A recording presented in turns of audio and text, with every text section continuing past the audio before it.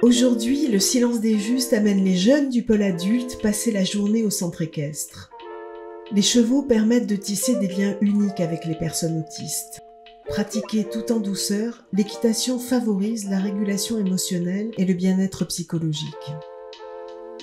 Avec certains, il faut que je les adapte avec d'autres. On s'adapte vraiment en fonction de leur humeur aussi. Et du cheval aussi, par la même occasion, parce que le cheval, c'est fondamental aussi. Hein.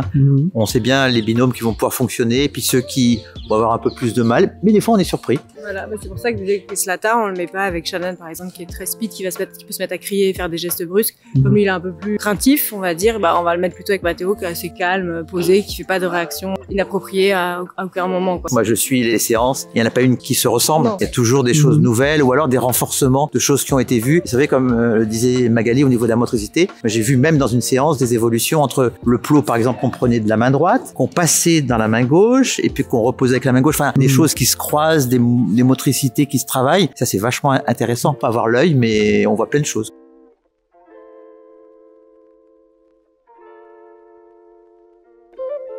Et comment vous appréhendez du coup la préparation des activités motrices? On peut avoir une idée de ce qu'on peut faire et espérer par rapport aux séances au fur et à mesure, parce qu'au début par exemple les séances je leur faisais juste vraiment, ils marchaient, au pire ils passaient par-dessus une barre, il n'y avait aucun exercice d'appréhension, ni avec leurs pieds ni rien, ils étaient vraiment juste à cheval, les mettre à cheval, les mettre en confiance, et maintenant je commence à leur faire des exercices, à essayer de donner les codes pour faire avancer, des choses comme ça. Certains arrivent à prendre les rênes, d'autres pas. Pour l'instant ils en sont pas à la diriger, mais ils en sont déjà à essayer de comprendre qu'en serrant les jambes ou en donnant des petits coups de talon, ça fait marcher le cheval. Peut-être qu'un jour on arrivera à la faire attraper les rênes et se rendre compte qu'ils peuvent aussi le diriger, mais pour l'instant ils n'en sont pas du tout là. Au contact du cheval, Mathéo, Shannon, François-Xavier et Mélissa trouvent dans l'équitation bien plus qu'une activité physique. Créant de nouvelles connexions avec l'animal, ils découvrent une voie vers l'inclusion, la confiance et le mieux-être.